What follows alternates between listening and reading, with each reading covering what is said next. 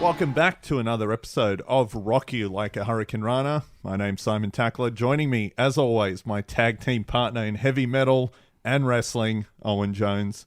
How's it going? I'm good, Simon. How are you? I'm very good. Very excited. We've got another special guest this week. Third episode, second special guest. I think it's a good little it's a good ratio we've got going on. Yeah, So I think we're on a roll. it's good. This one's going to be fun. We're not going to be going into one band specifically. No. We're going to be talking about a few different bands, focusing on favorites, on heavier music, and some songs I reckon a lot of people haven't heard before. Absolutely. Well, yeah, depending on what type of metal you listen to, but it should be a bit of fun, I reckon. Yep. And our guest is here. It's Fun Time Phil. It's Big Rig Fox. Welcome to the show. What's going on? Thanks for having me. Not a problem, man. So yeah, let's just jump straight into it. So a lot of people would have seen you around in various different wrestling promotions, and Yep. a lot of guys like myself, before I even started working in wrestling, I think were drawn to you because of your entrance music, Oh, yeah. which was I think the first time I heard you was 5 Minutes Alone was Yes. by Pantera, was your entrance theme, and we'll get into that a little bit later. But how let's just go from the start. How did you first get into heavy metal, or just heavy music in general? I was probably about 15 or 16. When I was a kid, I used to like a lot of rap music, and I still do. But when I was probably, I was 16 at the time, I was listening to Stone Cold. Do you remember when Disturbed did the Stone Cold version, Stone Cold? Yeah, we song? were actually chatting about this yesterday. Yeah. That was, and then I was like, oh, this is really cool. And then I looked up Disturbed, and then when I was, because everyone remembers LimeWire. Yeah, absolutely. Yeah. So when you typed in Disturbed, and then a bunch of other bands came up, and it was I had Black Sabbath in there and Metallica and stuff. And then I remember Metallica from the Saint Anger when they did it at, I think it was SummerSlam 03. Oh, they used the song. They used the Yeah. song on the pay-per-view. Yeah. Good So I used to one. a lot of it was from pay-per-view songs. Yeah. Yeah. And I'm like, oh, this is really cool. And because you wouldn't hear it on the radio, it was just all whatever you heard online and stuff like that. Yep. So, and then I started listening to Disturbed, Metallica, and Black Sabbath. And then from there it sort of evolved. Yep.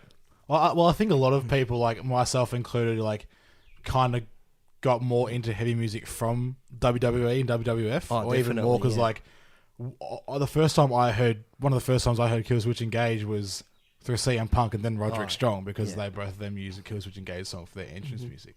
Yeah, it's kind of underrated. I think it's interesting how much WWE's musical choices can affect fans. Definitely. Especially in the early 2000s when they Oh, really yeah. started using those type of songs for all the pay-per-views. And a lot of the entrance songs weren't just written by Jim Johnston or the CFOs. They were just they were actually using different bands as. I remember they had Rev Theory do, was it that Randy Orton song? Yeah. They did a bunch. Yeah. And then who else? And they had? Saliva did a whole Saliva bunch did of- heaps.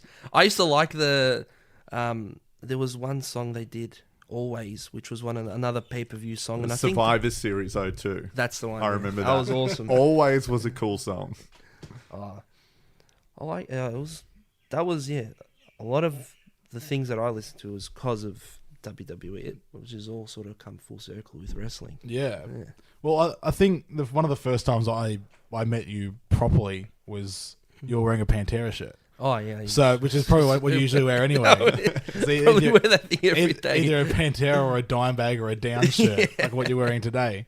How did you get into Pantera? I know I remember the first time I heard Pantera, but how did you get into Pantera? I remember, it's vague. It was so I'd been listening to Metallica, and I used to be a massive Metallica mark. And then, I still am. I love Metallica. Yeah. And then I remember I was at high school, and I was sitting next to these two dudes, and they were talking about metal. And I'm like, oh, this is interesting. Yeah. So I just sort of eavesdropped on them, and one dude loved Pantera, the other one hated Pantera. And then he was like, oh, Pantera's awesome. And the other dude's like, oh, no, Pantera, more like Panterable. They suck. And then I was like, oh, I got to check this out. So then I went home and I downloaded Walk Yeah. and Cowboys from Hell, and I liked it. And then it wasn't until and I liked the music, and then I remember I was with a friend, and then we were talking about music, and I said, "Oh, I've been listening to Pantera," and he goes, "Oh, is that the one where the lead guitarist died?" And I'm like, "What?"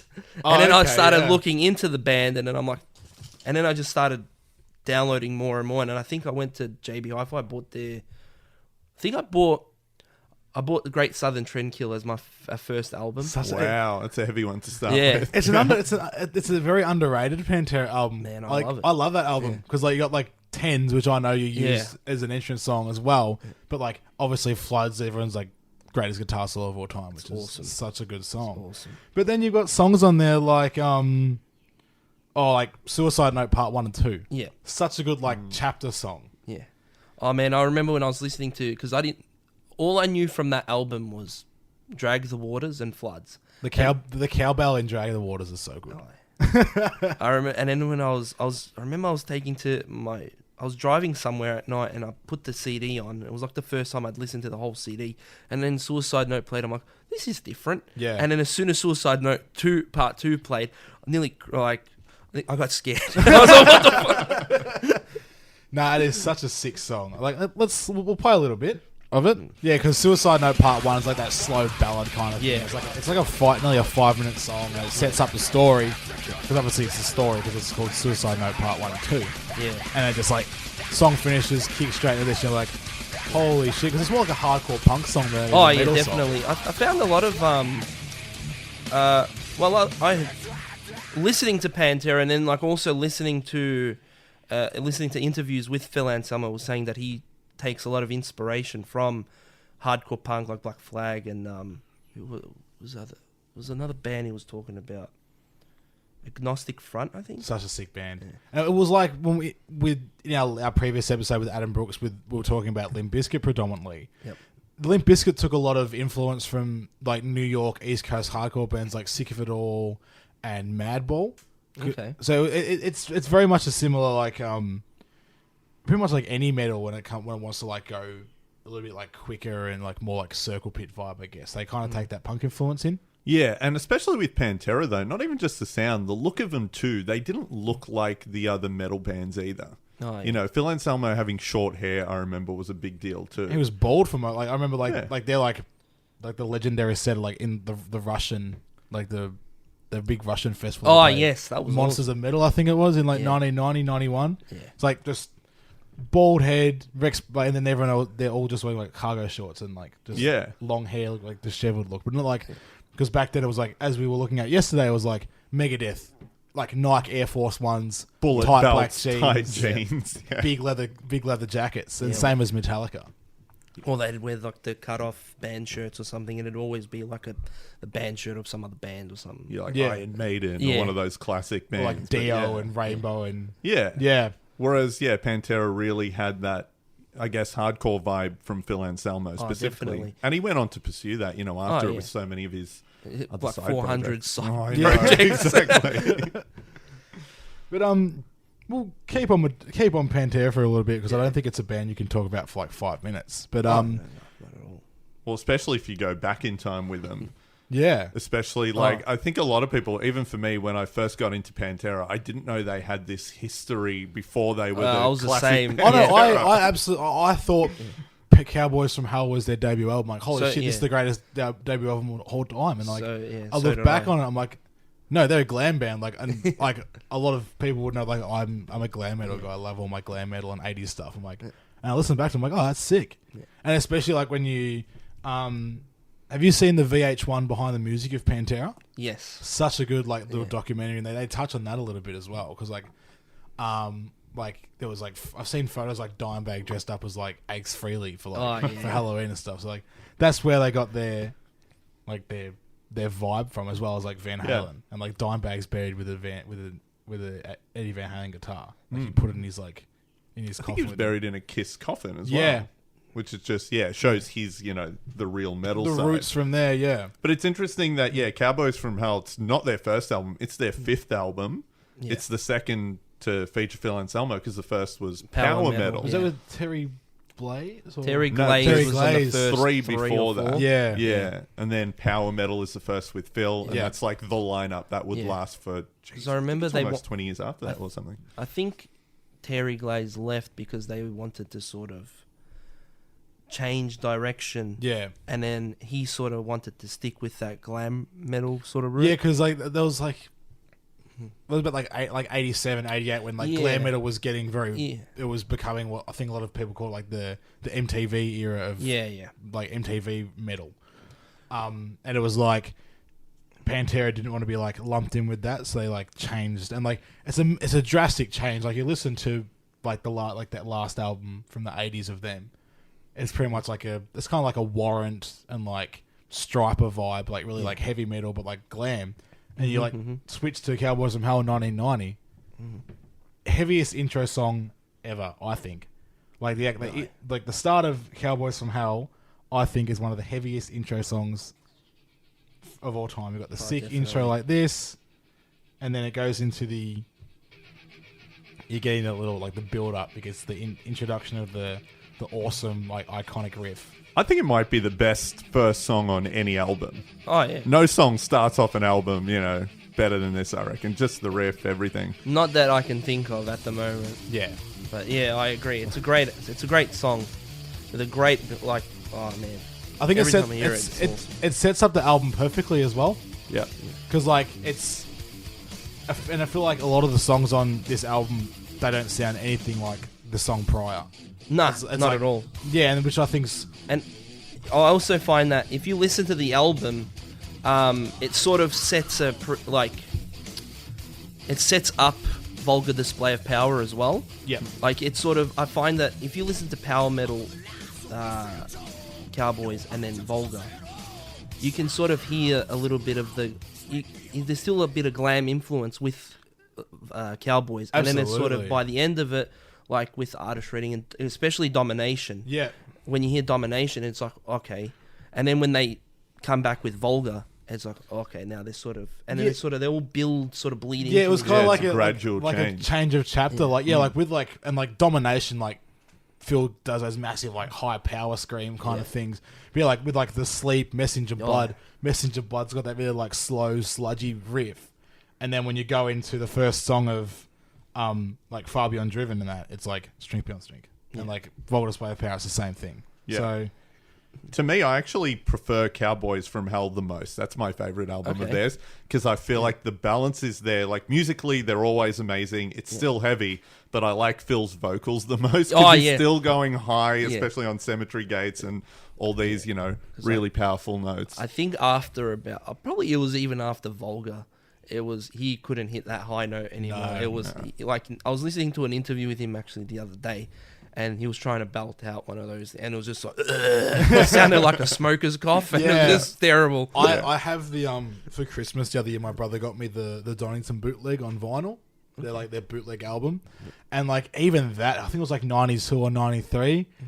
And like they were doing songs from Cowboys from Hell. I'm like, oh, it's so like it's cool, but like it just misses that little guts. Yeah. And like I was saying to Simon yesterday when we called up, like fast tracking a little bit, but listening to like Down era Phil Anselmo, like especially like on like Over the Under. Yep. If he sounded like how he sounds on that album on like Vulgar Display of Power, that'd be so sick. Like the way he sings on Vulgar Display of Power anyway is really awesome. Yeah. But like really like low, like guttural, like kind of slurred speech he does, it would Yeah. suit like Vulgar Display of Power and Far Beyond Driven heaps. Yeah. I think it's interesting that with one guy, he has almost 3 different voices that he's known for. Yeah. I think yeah. that's why he's such a great frontman, whether it was the high stuff from earlier, what they would be known as in Pantera, and then sort of what he did with Down is similar to Pantera, but it's a bit more melodic, and he sort of just leaned into his voice being raspy. And a little I bit more think it's really southern good. as well. Yeah, exactly. they He took embraced that sort of the sort of- bluesy side. Yeah. I think they took a lot of country influence as well. You can hear it with Down's second album. Yep.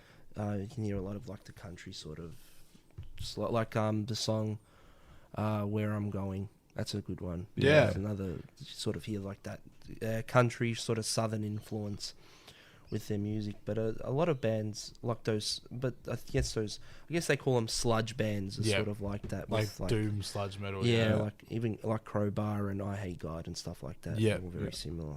I think Down 2 is a really good album. I love That's like, I know some people consider it their worst one just because it's way more melodic than the first one. But Yeah. I love it. It's Yeah. sort of more upbeat, which is kind of weird, and it's a really fun album. It's a weird thing that like sometimes like I was actually thinking about it today with in regards to Metallica.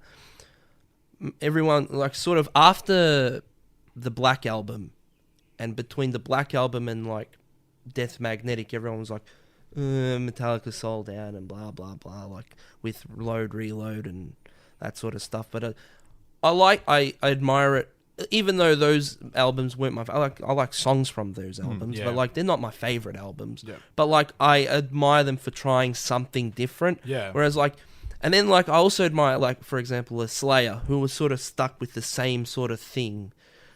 But like I admire him for doing it because I don't know, maybe it's fear of not, you know, this is what we this is what we do, this is what we're famous for, this is what the people like, so let's just do this whole thing, let's do 500 albums, same thing. I feel like Slayer are kind of like the thrash metal version of AC/DC. They've just written and recorded the same album like 14 times. Yeah. Yeah. They play just the same riff just in reverse or something. Yeah. It's a hard thing to balance, but Yeah. I think with Phil Anselmo's career and what he has done with, or I guess him and Rex really, because obviously they were both in Down. Yeah. For them to sort of take a chance to change a little bit and Mm-hmm. to think, okay, you know us for Pantera, we're just going to do something we like a bit more southern and bluesy. Yeah, yeah. I think it was really cool. Oh. And it's interesting that you brought up Load and Reload with Metallica because, everyone's like, oh, those albums are poppy and blah, blah, blah. Going back and listening to them now that I've sort of listened to bands like Down, Corrosion of Conformity, Monster Yeah. Magnet, all that stuff, I feel like what Metallica was trying to do with Load and Reload was make that kind of music. Yeah. It It's an really interesting was. point. Yeah, I never thought about it like that. If you listen to the bluesy sort of riffs on certain songs and Yeah. it's a Yeah. bit more groovy, Yeah. they were trying to do that. Yeah.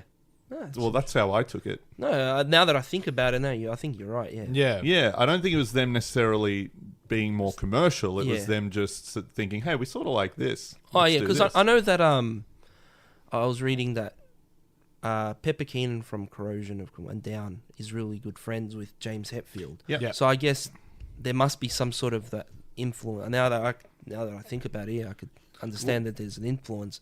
They all toured together. Oh yeah, There's a song on, Garage Inc., where they do a cover of Lynyrd Skynyrd, and it's Pepper doing the lead vocals oh okay. of Tuesday's Gone. So it's Metallica playing and Hetfield and Pepper trade vocals. Oh, that's all. So it's like only going back in, I was like, hold on, this makes sense now. Yeah. Yeah. Well, that's the thing, especially like the 80s and 90s bands, and even now.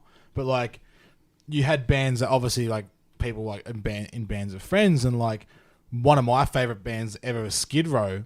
They were one of the first bands to really, because in 91, 2 when they released Slave to the Grind, they took Pantera out on that album tour. Oh yes. Yeah. And that was just after Pantera had, or was it 1991? Because Pantera had just released Cowboys from Hell. Might be 91. Yeah, it because was- Cowboys came out in 90. Yeah, So it that was, makes so sense. it was just before that just before Skid Row released Slave to the Grind, but they were still riding high off their self-titled.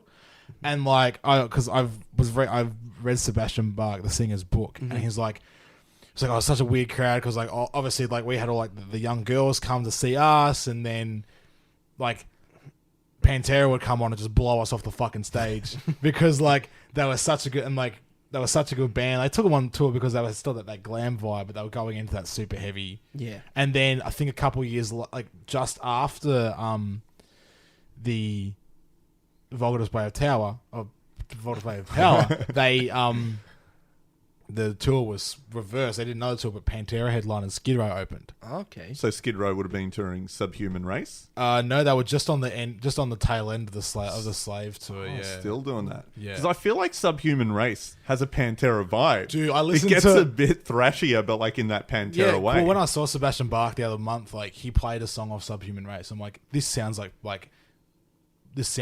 It sounds like Vulgar Display. It sounds like Far Beyond Driven Era Pantera. Because it was the same. It was released in '94. It was the same year. How weird that Skid Row sort of then took that. It's kind of cool. Well, like Good album. Yeah, absolutely. Yeah, I've been listening to quite a bit of Down the past week to like get pumped up for this episode. Yeah. And like one of my favorite bands is Black Sabbath, and pretty much I was raised on Black Sabbath from my old man. Yep. Like you listen to Down, and especially like the first couple songs of like Over the Under and all like their middle albums, it's pretty much just like a southern version of Black Sabbath. Oh, yeah. Like a southern like vibe version of Black Sabbath, which I think is really cool. And I think, whether it's the heavier songs, even the ballads they did together, where it's, never try or learn from my mistakes. I think Down has a lot of really good music. I think they just cop it a lot with like, I mean, if everyone compares everything to like the first album and stuff like I loved Nola. Nola was a great album. Yeah. Like Nola obviously got me into Down. But like, no, I don't know.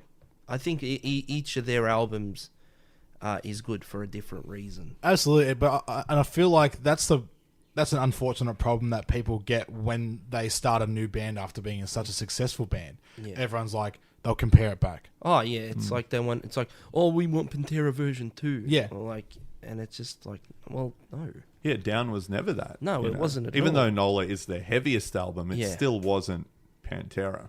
Yeah, no, Yeah. it wasn't. And it's just like, I mean, Nola's my least favorite album of Really? theirs. Yeah. I don't know what my least one. I get it. Like, Yeah. I like why people like it, but I like sort of when they just got a little bit more melodic, Yeah. in the next few albums. Have you heard any of the new The two EPs, like Yeah. Down 4 Part 1 and Yeah. Part 2. I think Down 4 Part 1 is really good. Yeah. There's only a few songs on it, but There's only both of them had about 4 or 5, maybe 6 songs each or something. Yeah, I think they never got to Part 3 though. They were meant to, but I think the controversy with Phil Anselmo with the whole Nazi salute. Yeah, and- that kind of thing. Yeah, Phil Anselmo is a hard person to look up to and like because of all the controversies. I remember, who was I talking to? I think it might have been. I was at a show. I was at an NAW show. I was wrestling at, Oh, and then was it Damien Rivers? Because I know he's a massive Pantera fan. yeah, as well. but no, he was there. But I think it was Hawko. Okay, yeah. Hawko. I went to the bathroom. I came out and I think I was just scrolling through and I saw it. I'm like, oh no! And the first person I saw was Hawko. I'm like, did you see what Phil Anselmo did? And he's just like, it's like, not again. I thought we tried to get away from this sort of stuff. Jeez. Before, well, we'll probably never move on from this like whole subject. But have you seen Down live? Yes, I saw them at Soundwave in 2014. Yes. Yeah. Oh man, They were awesome. They were. I unreal. didn't intend to see them, but like pretty much that day, I think I bought my Soundwave ticket the day before just to see Living Colour, and they were closing the entire show. Like they played at like 9 o'clock. So I'm like, I have a lot of time. I have like 10 hours to kill. Yeah. So I saw Down. I'm like, I'll see Down because I haven't seen a member of Pantera live before, so I think it'd be like a cool thing. They're fucking sick, and they're super heavy live. Oh man, and then like I popped when Phil's just because he smashes his head with the microphone and he's just bleeding everywhere, and I was like, good blade job. Oh, Yeah. good gig job, good, very good.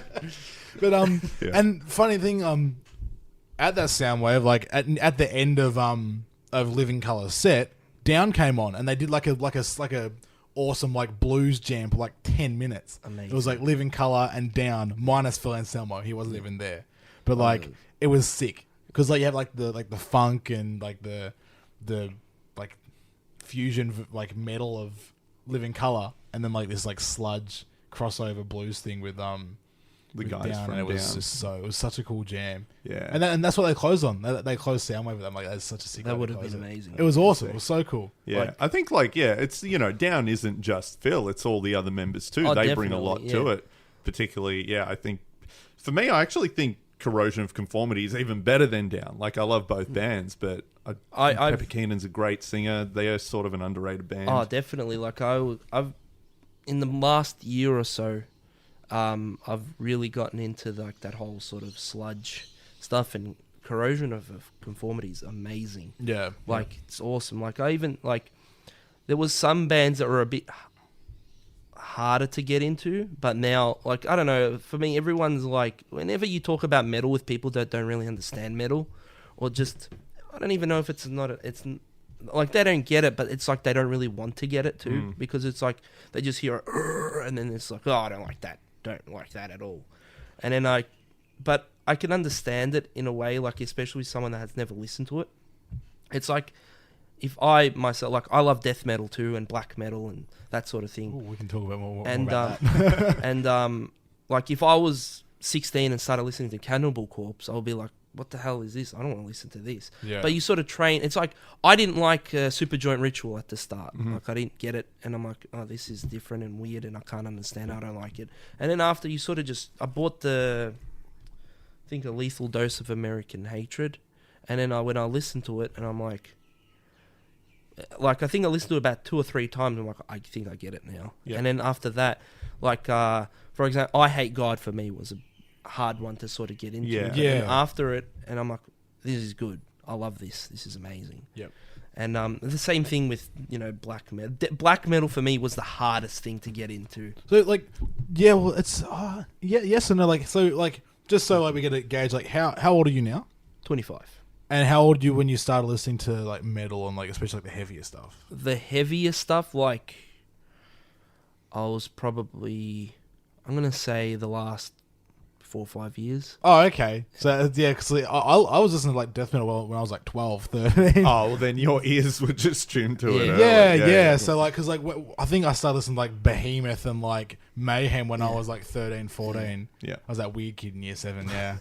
But and yeah, like speaking of like black metal, like I think a lot of us have seen you at BCW in a couple of shows with like the King Diamond kind of corpse paint. Yeah. Like what kind of drew you to like add the more metal look into your like your in-ring attire? Actually, the face paint in general wasn't my idea. I got asked to do if I wanted to do face paint, and I was like, yeah, sure. So the first few times when I did it, I have a shirt that I wear when I do Fox stuff, and I try to mimic that sort of look with the face paint, so it's real sort of scratchy and stuff like that, with a combination of white, black, and red paint. And then the last couple of months or so, I've been really getting into black metal. Yep. And then I think every show, I just take a different influence. Like, I remember one show, I remember a week before one show I was listening to Gorgoroth, and I liked Garl's face paint, so I stole that. I think I was in the crowd for that show, but you walked out. I was with Hawko. I'm like, does he look like Garl? He's like, yes, he does. I'm like, that's so sick. Because Hawko used to play in like some black metal bands and death metal I knew bands. he played in like death metal. I didn't know it was black metal. Yeah, it was very similar. It was like a crossover kind of thing. Yeah, awesome. We'll get him on the show to talk about that. Don't you worry, we're sick. And then and I think I remember one time, it was like there was one time Garl from Gorgoroth, and I think I took Infernus as well. I think he's from Gorgoroth as well. And one time I did can't remember his name, the lead singer of Dark Funeral. Oh, yep. I need to look this up. He had a weird name, like I can't. But is it hard doing it yourself? Not really. The first few times it was like Crackerjack actually had to fix up a lot of my jobs. Well, see, Crackerjack, who we're going to get on the show in the future, is like a massive like grindcore, death metal guy. So he'd be like into that kind of stuff as well, I'm assuming. So it is such a good look for wrestling too, though, because there's so many face painted characters. Oh yeah, definitely. Take the influence from the metal as well, because there is that crossover there too. Yeah, we've discussed it before. It's almost easier to buy into wrestling or heavy metal if you're a fan of the other. Because you're like, of course there's a guy with a painted face. Like, I know he's playing a sort of character, but I'm buying into it. And, it works. I think it's cool. And the first one of the first times I saw you do that, it reminded me of Immortal. Oh, yeah. Because I think they're pretty iconic. They're probably one of my favorite black metal bands. Because, especially Sons of the Northern Darkness is such a sick album. Especially, the way it starts as well. And, because I think when you walked out, you looked like the You looked like the vocalist. Abath? Yeah. His name? Yeah. I was listening to an interview with him. He's actually a really funny dude. I feel like a lot of people in metal bands, especially like black and death metal bands, they're funny because their lyric content's so serious. Yeah. It's kind of like comedians, I guess. Yeah. Yeah. But yeah, and that's it too. It's like sort of, yeah, with the wrestling thing, how we've discussed it, they can do that because they know, most of it is a performance. Like that's their character, and I think that's the funny thing. It'll scare off certain people because they're like, oh, I don't like the lyrics and whatever. But if you buy into it, it's the best. Absolutely. Now, moving on. Yeah, as I mentioned before, like a lot of your entrance themes have been like Pantera songs, which is still really cool. And the one that you've used before, and a lot of people have probably heard before anyway, has been "Walk" by Pantera. Yeah. Like, a lot of us would have heard it in the mid '90s when RVD used it. Was that like a reason why you wanted to use it, or just because you like this song so much? See, because I didn't start watching. I never watched the original ECW. I only started sort of going back and watching it the last few years On the network. Yeah, because I've done the same thing. Because Yeah. I was a little bit too young Yeah. for that like era. So. and like I got into wrestling like. I started watching it like at a friend's house in about 01, but not like religiously. It was just like whenever I was there, which was every other weekend or something. And we'd watch a little bit of SmackDown, I think it was on. And then he had the WWF SmackDown 2 on PlayStation.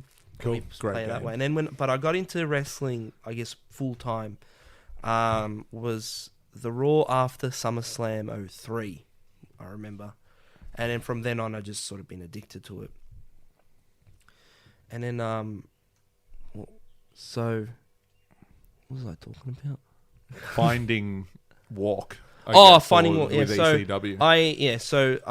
I didn't watch the original ECW, and then I loved Pantera, and I remember I was gonna have my first match, and then I didn't know what song to use, and then I think I was just like, well, and I didn't know RVD used the song at the time. Oh, okay, yep. Yeah, so I was like, well, I'll use Walk. It's I wanted something that's people would remember. Yep. I didn't want to just come out to a song just because. Yeah.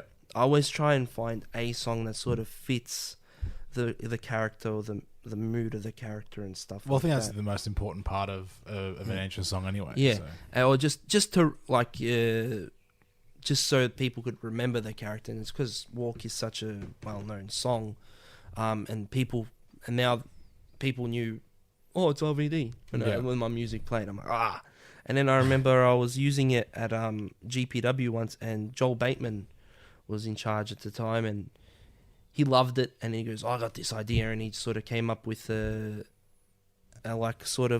fusion of like characters for me to do. It was like if Raven mixed with the Sandman, mixed with I don't know if you guys know, there's a deathmatch wrestler called Masada. Yeah, he's a some of his matches are insane. Yeah. So it was sort of like a fusion of those three characters, and then I just remember Joel saying, you have to use Walk though. You have to use Walk. So I did a few shows at GPW with Walk, and it got over huge. Yeah, awesome. So that I used, but then I think I used it again at a MCW show. Probably, I think I did the first. I did one of those. What is it called? Ballroom Brawl. Yep. I came out to Walk, and it just sort of. I was doing the Fox Grinder character at the time, and it just sort of didn't fit. And I was trying to get away from Walk just because of the RVD. Yeah. And then, but I would only ever use it as a face, and I just remember Jonesy, the sound guy, was like, what music do you want to come out to? And I think I had my USB at the time, and all I had on it was Walk. So I just gave it to him, and I was like, I'll just use this for now. And then I started using Tens by Pantera a few years before I started at MCW. Okay. As a heel thing, though. And I just sort of... The reason why... I had two sort of main reasons. One of them was I'm a huge Dragon Ball Z mark, so I don't know if you guys watch Dragon Ball Z at all. Bits and pieces, not like a lot of the wrestling guys do. Yeah. So one of the movies, one of the characters, Broly, who's this like Hulk version, anime Hulk, they call him. So when he has his big sort of entrance where he transforms, Tens plays. Oh, okay. And I was like, this is really we'll cool. We'll play it now. Yeah. I like this Pantera song because it's really stripped back. Yeah. It's not very like...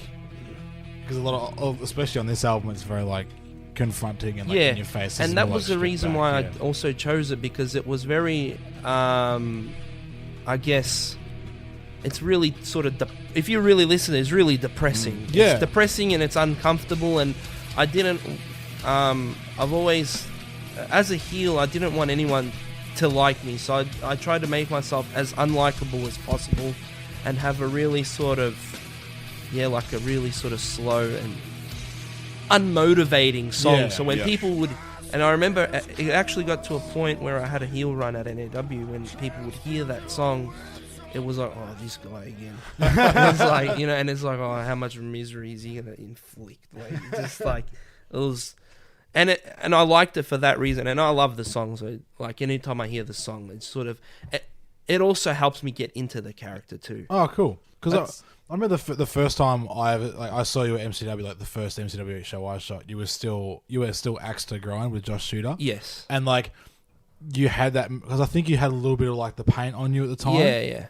I can't remember what song you guys walked out to. That's all. We came out to some. To tell you the truth, I don't remember the name of the song. I just remember it was done by Run the Jewel. Oh yeah, okay. So it was still the song that Shooter used when in his singles run. Yeah. So I really wanted to use like something. I wanted to use a metal song. Yeah. But I remember we got the song sort of got chosen for us. I was never like, it's just I was never a real fan of that song, just because I'm not a real huge fan of that sort of music. That's the only reason. That's fair. But and I know Shooter at the time as well. He's not really big into metal either. So like, there's a few things that he likes, but like I guess. It's just different. I think he only likes Killswitch Engage because his favourite wrestler is Roderick Strong. Okay. It's fair enough. Yeah. Yeah, that's kind of cool, though, with Pantera. The fact that you can use a song like Walk and it instantly makes you likable. It makes someone a face because everyone loves the song. You can chant along to the chorus. Then you use a song like Tens and it puts it in people's heads, even just subconsciously, like, oh, shit, this is a bad thing. Yeah. That's absolutely. really cool. Shows the versatility. Yeah. And in your current character at MCW, the Fun Time Phil, which I love, by the way, it's absolutely fantastic. Your video with Marty Skrull is still my favorite thing. That was a lot of fun. How'd that come along? Because I rocked up late to that show, so I didn't. I wasn't around for the recording of that. I think it was it might have been Mikey J. I think Mikey J was like. Because we did 2 shows that weekend. Yeah, because we had their tournament. first tournament they did. And then I think it was after the first show, Mikey was like, I want to do a episode of Fun Time with Phil with Marty Skrull. And I'm like, oh, I was sort of really... I didn't really want to ask him because it was a bit like, I was like, oh. And then I remember he was going through a match. And then I was like, hey, like I think they took a break, and I was like, "Hey, Marty, I'll do this show called Fun Time with Phil. I'd really like you to be on it. It won't take too long." And he was really cool with it. Yeah. So, it was a lot of fun. So before it, I just sort of said, with a lot of those things, I don't really plan a whole lot. It just sort of reaction and what I'm thinking at the time. So, and he was really cool with it, like, which was awesome. Yeah. And it only took like 2 takes. Awesome. Wow. Yeah, and like, but yeah, with that character, you use a song that I love because previously stated, glam metal is definitely my thing. Nothing But a Good Time by Poison, Yep. which I think is just one of the most fun songs Yep. ever. So it suits a character that you It use. does.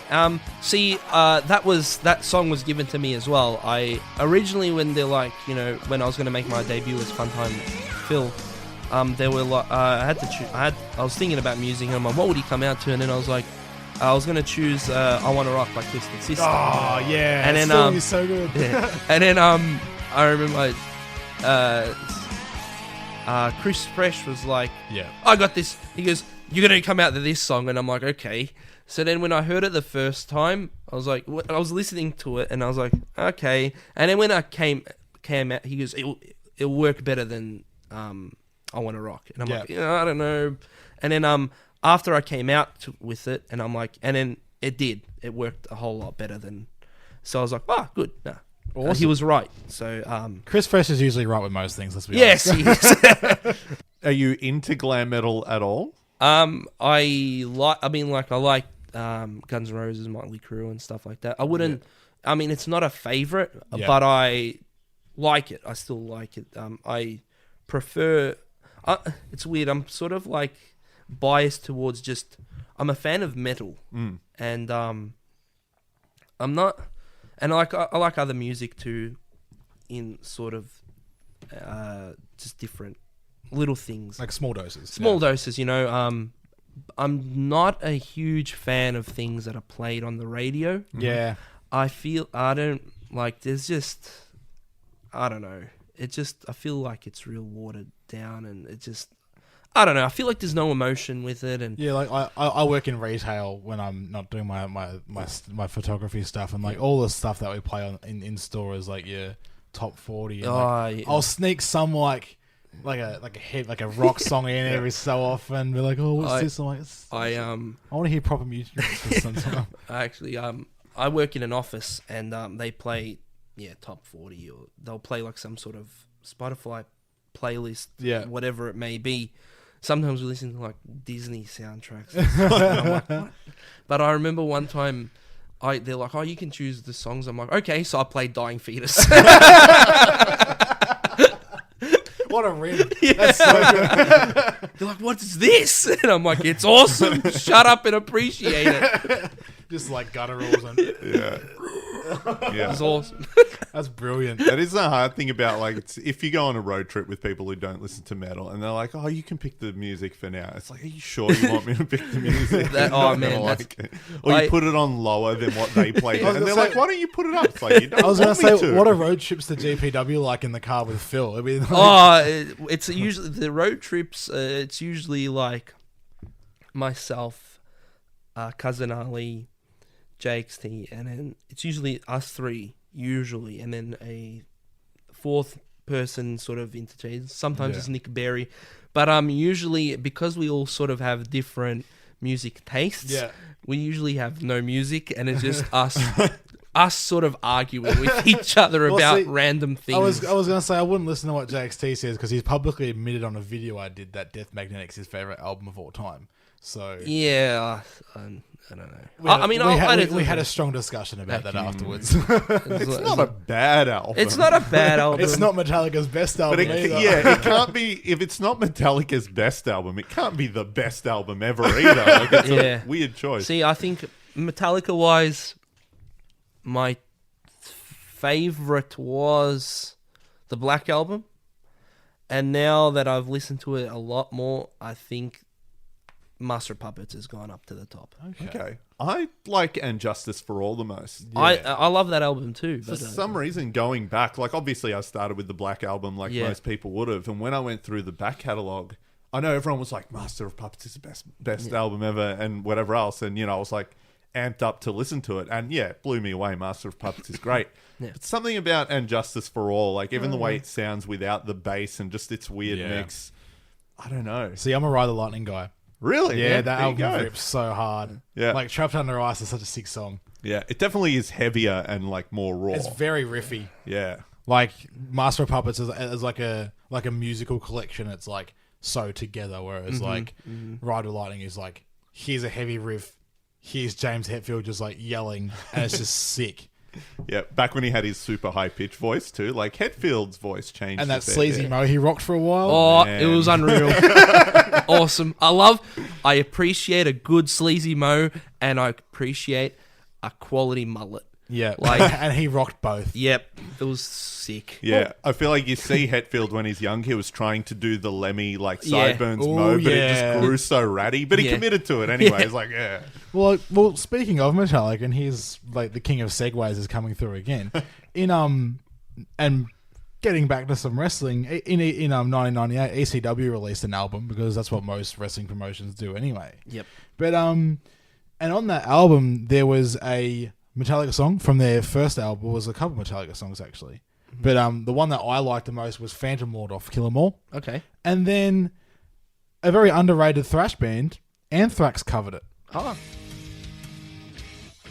And this was apparently used as Mike Awesome's theme before he... I think it was either before... It was definitely before he used the Awesome Bomb theme song. Okay. See, I didn't know that. I love the Awesome. That's one of my favorite theme songs in history. Me and Jake, Andrew Arthur, every time we see each other, we just talk about how good that song is.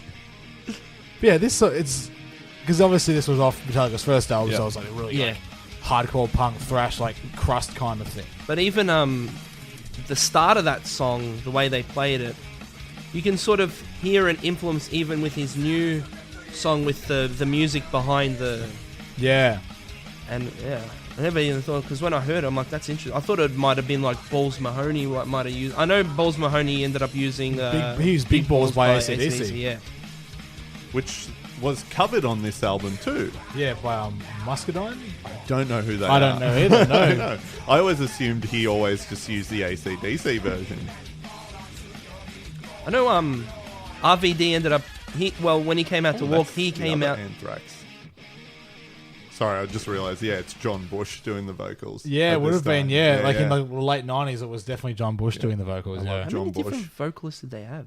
Quite a few. Probably three main ones. Yeah. John Bush did a few albums, Joey Belladonna, and then they had a guy later on. Okay. But I think Joey Belladonna's like the Anthrax Yeah, that's singer. Like, the he's Anthrax. He's the only one that I sort of remember. All I know Yeah. is like Joey Belladonna and Scott Ian. Yeah, they are Anthrax, They are. basically. I but don't really know anyone else. with John Bush, they sort of had a slightly more commercial sound, and they ended up getting some like commercial success too. Yeah. They had a couple of singles on MTV. Yeah. Was he- But John Bush singing in his other band, Armored Saint are worth checking out. If you They're a don't sick know them. band, They yeah. are Yeah, okay. amazing. But Joey Belladonna's back in it. He's been back in Anthrax since 2011. Yeah. Because I saw the Soundwave the other year. Yeah. How was it? Great. Yeah. They were brilliant. Like they played like mid-afternoon because like that was the year Metallica played. Ah. So it was like three of the big four on the one tour. Kinda cool. It was like I think it went like Slayer. It was like Anthrax, Slayer. Then like I think it was like Perfect Circle, Blink-182, Linkin Park, then Metallica. Yeah. So it was that's actually a pretty good like lineup. Like That was a like, good sound wave. Yeah, Yeah. that was a great sound wave. I think Fozzy played that year they too. did. I think they opened the main stage that morning. Yeah, they were on pretty early on, but surprisingly good. Jericho's not as bad as you think he is live. Like he's actually I've quite a decent... seen Yeah. Fozzy live once. I saw them in St Kilda. Oh, at the ESPY. Yes. Yeah. I saw them there. I think it was that year's sideshow. I think. Yeah. Yeah. They toured with Anthrax one year as well. Did they? Yeah. Yeah. Because Jericho did a speaking tour with Scott Ian. Oh, okay. So it was like this weird mix. It was like, That yeah. would have been good. So it is You like got- a Q&A sort of thing. Yeah, they would just tell stories. So Scott Okay. Ian came on first and told some rock and roll stories. He was surprisingly funny. Everyone there was a wrestling fan, so everyone's like, oh, I don't know Scott Ian. I'm like, no, this guy's pretty cool. And he won the crowd over, and then Jericho awesome. came out and told some stories. I like So how Scott Ian it's has good. like the really shiny bald head, but the really just sick like chin strap beard. Yeah. It's so nice. Yeah, and he's got it coloured like Dimebag too. I think that Yeah. was like a tribute thing. But Yeah. sticking on that ECW album, like there was also an instrumental version of Trust by Megadeth Okay. that was used by Jerry Lynn. Oh. We were discussing yesterday. I don't remember hearing this on like original ECW tapes, but apparently it was. So I don't remember either. Mm, I remember...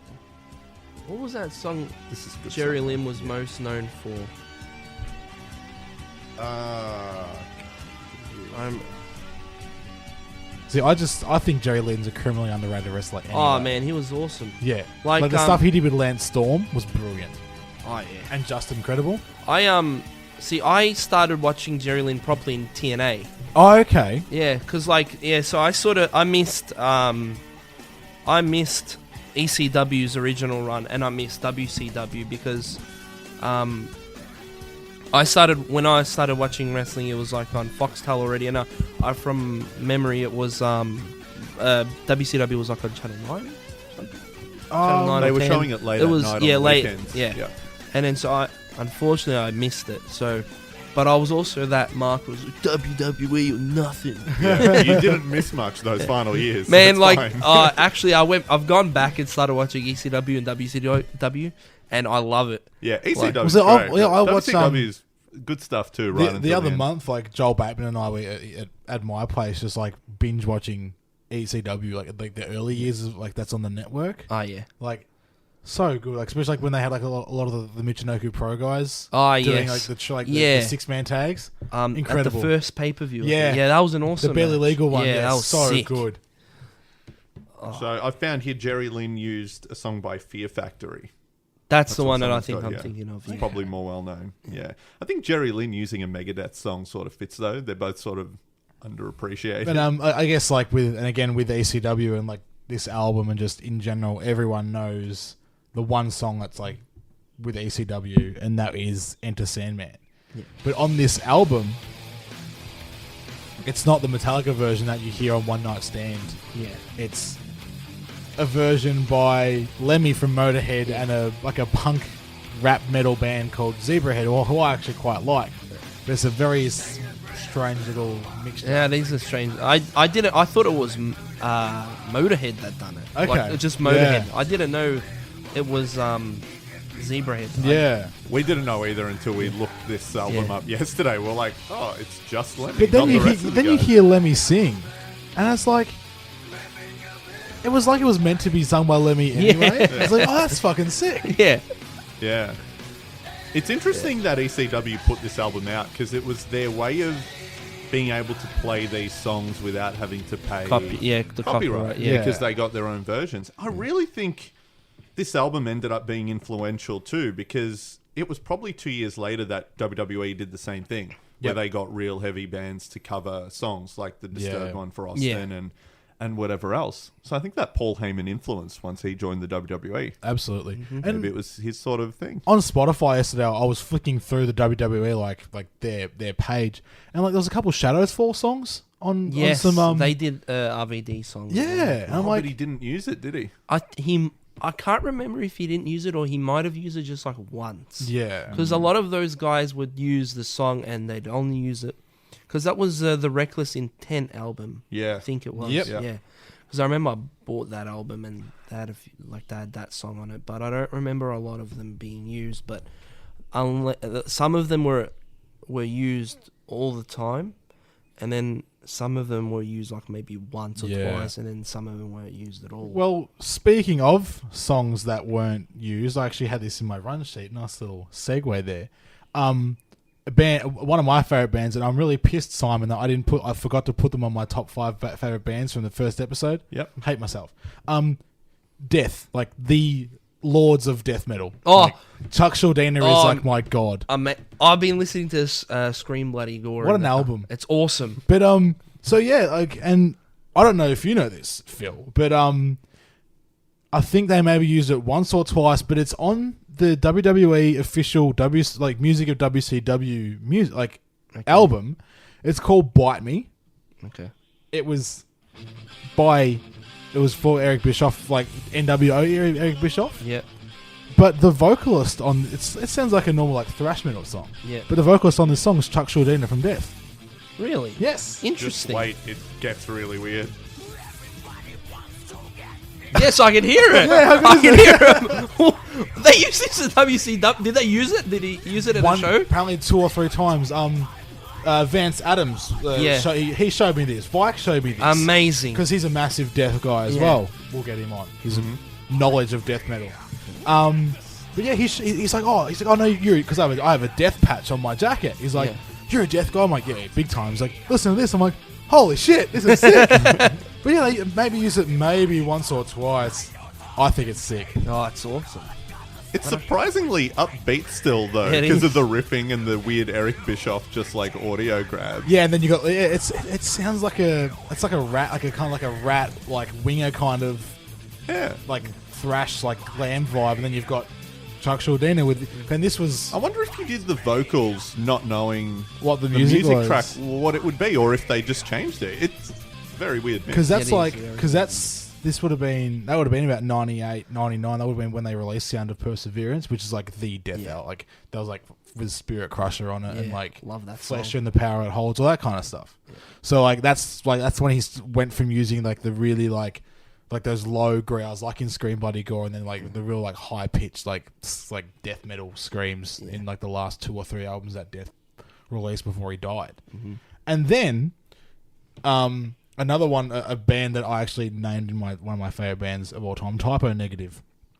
What a band. Sick band. Pete Steele, incredible vocalist and songwriter. They wrote a song For Kane. for Kane. Yes, I heard this recently actually, and I thought it was unreal. And then you listen to it, and it's a Typo Negative song. You Yeah. listen to it, and like I was doing some research on this, and Jim Johnson actually approached Typo Negative. Yep. So when they wanted to change Kane's song, he was a fan of Typo Negative. Oh, okay. And he approached Typo because they hadn't been doing a little bit since they released. I think this would have been about 2002, 2003. 2002. So, and they hadn't released it much since World Coming Down, the album they released prior. And then like they went to like Stamford, Connecticut, like doing meetings and like the head office and stuff, putting down tracks, and they came up with this amazing song. And for anyone who wants to listen to it, it's called "Out of the Fire." Yeah. Fitting term for Kane, I guess. And then they actually didn't use it, and then they used a Finger 11 song instead. Yeah, they did Slow Chemical. Yeah. Yeah. Which isn't bad. That was a I good actually song. preferred Kane using that. Yeah, I for think the that was my instrumental. favorite Kane song. Actually, it's good. But then when this is it's such amazing. a sick song, Yeah, such a good and I'm band, too. biased because I love Typo Negative, but like when you listen to that, Nah, like, it's a great song. you can actually hear him like coming to the ring and like all the hellfire and brimstone. I don't know, but why they They just wanted.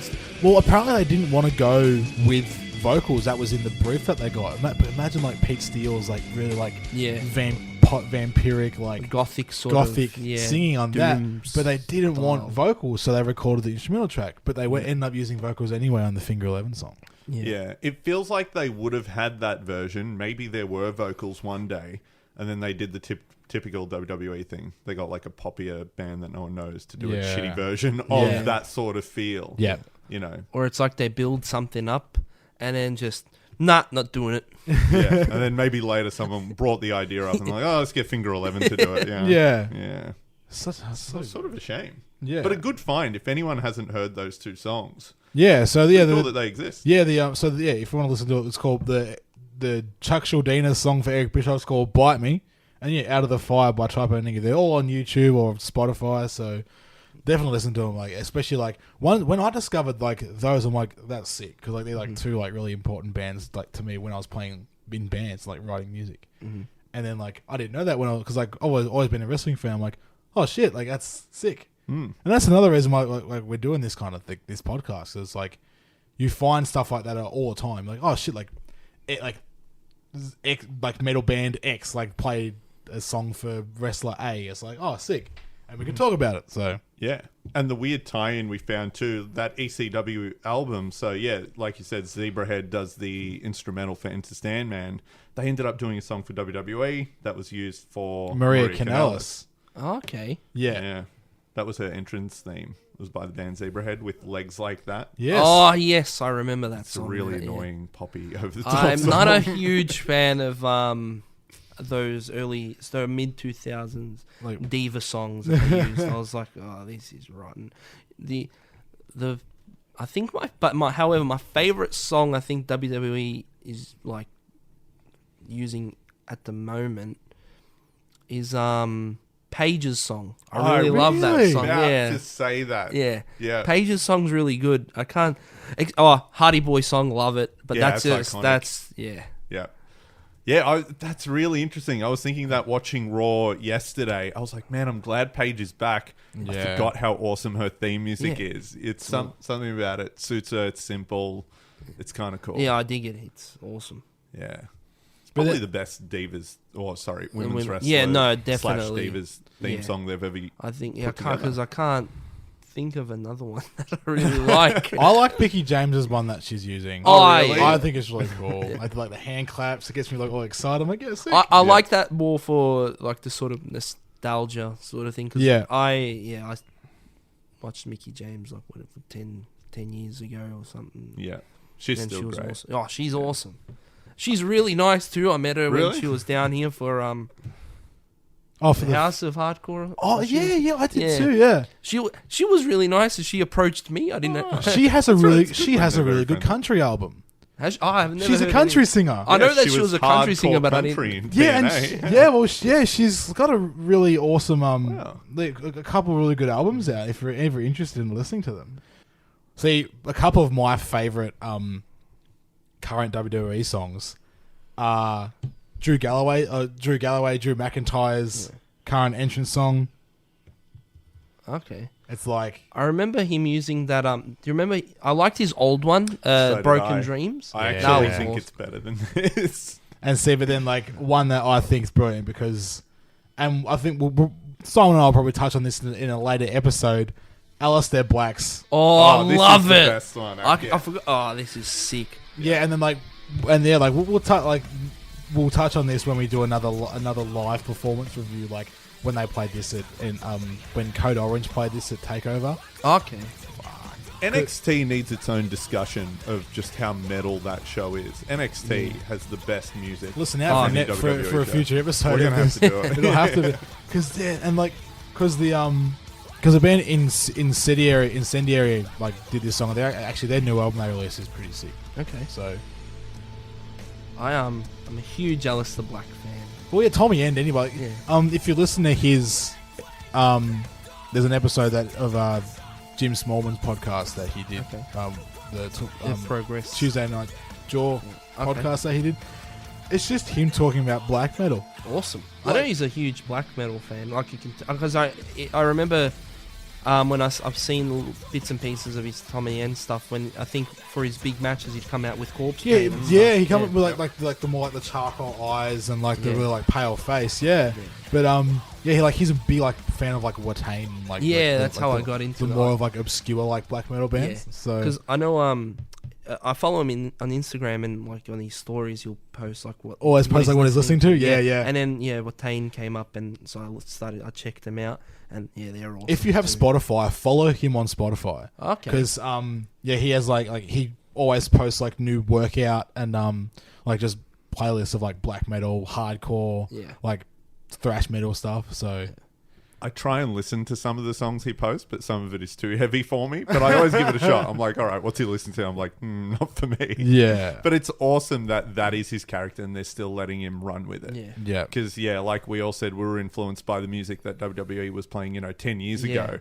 Now all these kids are going to get the chance to listen to way heavier music because of guys like Alistair Black. Absolutely, yeah. Even Baron Corbin posts really cool stuff on his Spotify and Instagram. Well, I've told Simon a couple of times, and I think it's one of my favorite fun facts. Baron Corbin used to date Maria Brink from In This Moment, the singer from In This Oh, Moment. really? Yeah. Amazing. That's how he met Chris Jericho. Okay. Because they were like In This Moment at Fozzy Tour together, and like he was dating her for a little while. So Okay. and we've all seen the spot that he did at Download with Corey Taylor. Yeah, So, I remember that. That was cool. I know that. Yeah, he's a big metal fan. I think he won some sort of. Most metal athlete, Yeah, the something Revolver like Golden that. God. oh, I God did. or whatever. Yeah, I did see that. And Tommy Vex he sings on his new entrance song, and Tommy Vex is from the band. This is why I have my computer with me. Tommy Vex is singer of Five Finger Death Punch. Oh, is that who does the vocals on the new? Yeah, on the new Oh. Baron Corbin, on the new Baron Corbin entrance song, because I know they did like he had that old one, they used it in NXT, and then they brought out a new one about 2 or 3 months ago, Mm-hmm. and then about like maybe like 2 or 3 weeks later, they added vocals onto that. And yeah, it's Tommy Vex from Five Finger Death Punch. Okay. Interesting. Wasn't what happened to that old singer of Five Finger Death Punch? What, did he leave the band? Probably, I don't really. I'm not much of a. Okay. I'm not much of a Five Finger Death Punch guy. No, I never got too much into it. When they pulled out of the Black Sabbath tour last year, I'm like, that's not real. Who took their spot? I don't even remember. Okay. I pretty much just went for Black Sabbath anyway. Okay. So. Did you see Black? Have you? No, I haven't. You didn't get to see no, them? unfortunately, and I'm man. shattered. Yeah, have we you seen discussed Ozzy this. at all? Or? Yeah. I've seen Ozzy.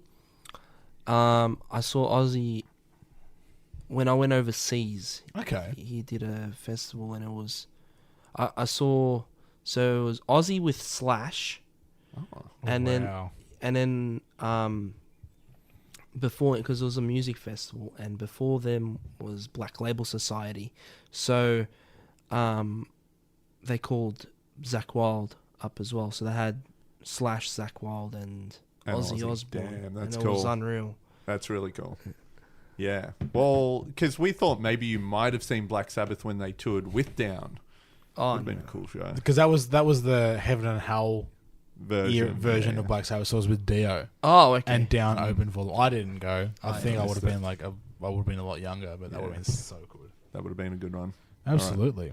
Well, should we start wrapping this thing up? Yeah, it's been a killer talk. I don't want it to end, but I think we all have things to go do. So, just on a final note, I think something fun to wrap it up on. With we started with Pantera. Let's end with it. They're tied to wrestling. In recent times, Corey Graves has been dropping Pantera references. Have you heard some of these? No, I haven't. They're amazing. I've kept track of some of them. I've got some here on my phone. I'll play them. You definitely can still hear them. So yeah, at the start of the year when Braun Strowman was wrestling, Corey Graves was trying to shoehorn Pantera references in. Okay. And we did catch a few of them. Here's one from, I think it was from Feb. So listen out. You gotta think Roman Reigns might be finding himself at the cemetery gates. Amazing. And that closed the show because he Great. beat down Roman, and I remember thinking, what? That's a weird line to end on. And then he did it again not long after that. So again, Braun was coming out to wrestle, and Corey couldn't help himself. Tonight he might be looking to reinvent the steel. Yep. So reinvent the steel. As I said earlier to Simon, he couldn't have picked a worse Pantera album to shoehorn in. Yeah. But he was just trying to go for numbers. He got, so what else did he get? He said Braun Strowman, by demons be driven. He said he shows strength beyond strength. I think I've heard that one actually. Yeah. And then you said when he used to do this big forearm punch to the back of the chest, or to the back or the chest, sorry. And didn't he say he used to call it the primal concrete slit? Corey Graves was trying to put it over as the primal concrete slit. Yeah. Yes, Just I a remember great that. name for a move. Yeah. I think I was listening to that and I'm like, that's a Pantera reference. But then I was like, I wonder if he knows. Is this a rib? I think I heard him do that one first, and I thought, it must just be a one-off. Or obviously Graves likes wrestling. But then Braun wrestled again, and cemetery gates and vulgar display of power and everything. And I'm like, this is on purpose. But then he suddenly just stopped, and he hasn't done it since around Mania. He may have I think Vince just kind of got in his ear and was like, What are you saying? stop dang it, damn it, yeah. Maybe Vince was like, I like it, let's copyright that. And someone's like, you can't copyright any of these. But yeah, so on that note, Fantastic. I reckon we wrap it up. Absolutely. So Phil, thank you for giving us your time and Thank you guys. This was a lot of fun and very educational for me. I have a lot of things to go look at when I get well, see, home. we learnt things last week from Adam Brooks, so which I didn't think I'd ever learn anything from Adam Brooks, but I learned a lot of things about Limp Bizkit I never thought I'd need to know. But there you go. So we're glad we taught you some stuff, and I'm sure we'll probably get you back on later down the track because I think there's some stuff that we haven't talked about that we could have. Awesome. So anyway, I'm looking forward to it. Not a Man. problem, Whenever. man. Cool. Well, we'll let you plug some stuff too here at the end. Where can people find you online? Oh, that's a good question. It's a mystery. I think Instagram, it's big_rig_fox. Twitter is big_rig_fox. and Facebook, I you think changed your it's- Facebook to Big Rig Fox. I think Yes, it popped Big up Rig on my little Fox. notification. Yeah, I think people were confusing me with the actual company. Yeah. So they're like, do you make movies? No. Well, I have a show, but it's It's kind of crappy on purpose. But You yeah, should have that's said when, yes and see what like scripts people send you. Be like, cool, I like it. I'd love to be in the Avengers. Absolutely. There you go. So follow him, send him your scripts, and talk some metal. Oh, More importantly. definitely. If anyone ever wants to talk about metal, yeah. Yeah, come up to a show. And anyway, if you want to come, if you see Simon, myself, or Big Rig at a show, want to talk about music, let's fucking do it. I'm always down for a chat Definitely, about man. metal, or wrestling. Debate us. Tell us which Pantera album's your favorite. Do whatever you want. We're up for it. Absolutely. So, Yeah. anyway, thank you for coming along on this psycho holiday with us three. Good. Very good. Thanks for having me, guys. It was a lot of fun. We'll see you next time, guys.